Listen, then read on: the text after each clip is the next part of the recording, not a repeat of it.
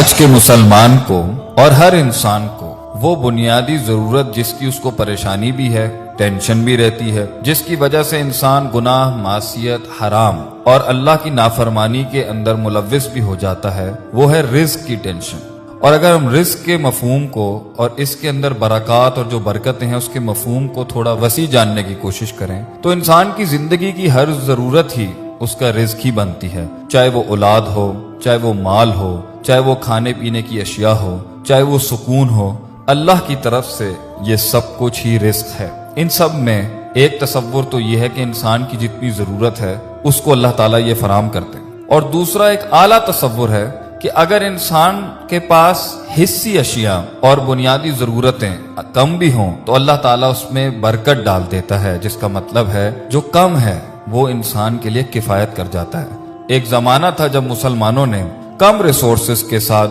زیادہ سے زیادہ ترقی حاصل کی، جسمانی اعتبار سے، حصی اعتبار سے، روحانی اعتبار سے، اجتماعی اعتبار سے، انفرادی اعتبار سے، ہر محل کے اندر، ہر پہلو میں مسلمانوں نے وہ کارنامے پیش کیے کیونکہ وہ ایک بنیادی ضرورت کو اور ایک بنیادی اصول کو اور ایک بنیادی حکم کو اور ایک بنیادی اصل کو ہمیشہ سے قائم رکھتے تھے اپنے اندر اور اپنے گرد و نواح میں۔ مسلمانوں نے جب اس چیز پر کمپرومائز کیا تو آج مسلمانوں کے پاس اتنا سب کچھ ہونے کے باوجود بھی سکون نہیں ہے، اطمینان نہیں ہے، راحت نہیں ہے، فرح نہیں ہے، وہ بیلنس نہیں ہے، وہ ایکولیبریم نہیں ہے، وہ پیس نہیں ہے جو ہمارے دین کا اور ہمارے اللہ کا وعدہ بھی ہے، اور وہ ہے تقوی، اللہ کی پرہیزگاری، اللہ کے احکام کی لاج رکھنا، اس کی فرما برداری کرنا، اس کے حکموں کو بجا لانا، اور اگر نہ بھی کر پائے تو اس پہ ندامت اور شرم کا احساس ہونا۔ اس سے انسان کو زمین اور آسمان کی دولت کے دروازے مل جاتے ہیں۔ کم زیادہ پڑ جاتا ہے اور زیادہ جو ہوتا ہے وہ پھر انسان دوسروں کی مدد کے اندر لگاتا ہے۔ اللہ تعالیٰ قرآن میں فرماتا ہے وَلَوْ أَنَّ أَهْلَ الْقُرَىٰ آمَنُوا وَاتَّقَوْا، اور اگر بستی والے ایمان لاتے اور تقوی کی زندگی اختیار کرتے لَفَتَحْنَا عَلَيْهِمْ بَرَكَاتٍ مِّنَ السَّمَاءِ وَالْأَرْضِ، تو ہم ضرور بالضرور کھول دیتے اس کے اوپر زمین اور آسمان کی برکتوں کو۔ اس آیت میں ذکر اسی نعمت کا ہے، اسی رحمت کا ہے، اسی رزق کا ہے، اسی برکت کا ہے۔ انسان کو جو کم ہے وہ اس کے لیے پورا پڑ جاتا ہے، اور اسی طرح مسلمانوں نے پوری دنیا کے اندر اپنے علم کا، اپنے ہنر کا، اپنی محنت کا، اپنے نام کا، اپنے اخلاقیات کا اور اپنی طاقت کا لوہا منوایا جب ان کے پاس تقویٰ تھا، ایمان تھا، اللہ پر یقین تھا، اس کی ماننے کی اور اس کی پیروی کرنے کی اور اس کے نبی کے فرمان کی پیروی کرنے کی پوری نیت بھی تھی اور یقین بھی تھا۔ اللہ فرماتے ہیں سورہ ہود میں وَيَا قَوْمِ اسْتَغْفِرُوا رَبَّكُمْ،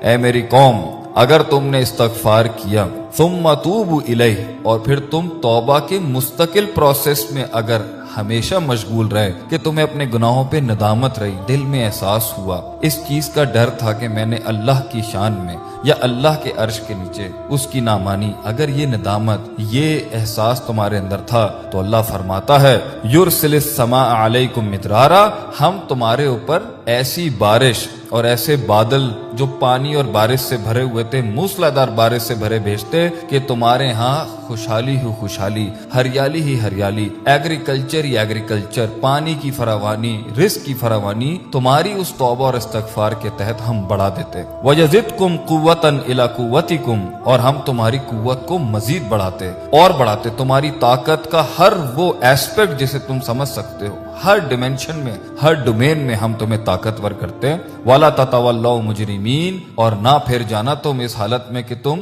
مجرم ہو، جرم کرنے والی حالت میں مت جانا، اللہ کا انکار کرتے ہوئے یا اس کے فرامین کا انکار کرتے ہوئے یا اس سے منہ موڑتے ہوئے۔ اسی طریقے سے اللہ فرماتے ہیں وَمَن يَتَّقِ اللَّهَ، اور جو اللہ سے ڈر گیا، اس کا احساس اس کے دل میں پیدا ہوا کہ میں اپنے رب کی مخلوق ہوں، میں نے اس کے پاس جانا ہے، ایک دن اس کو حساب دینا ہے، اس زندگی کا، ان لمحات کا، ان لحظات کا ایک دن میں نے اکاؤنٹیبلٹی دینی ہے، تو کیا ہوگا؟ یجعل لہ مخرجا، ہم اس کو مخرج دیں گے، مخرج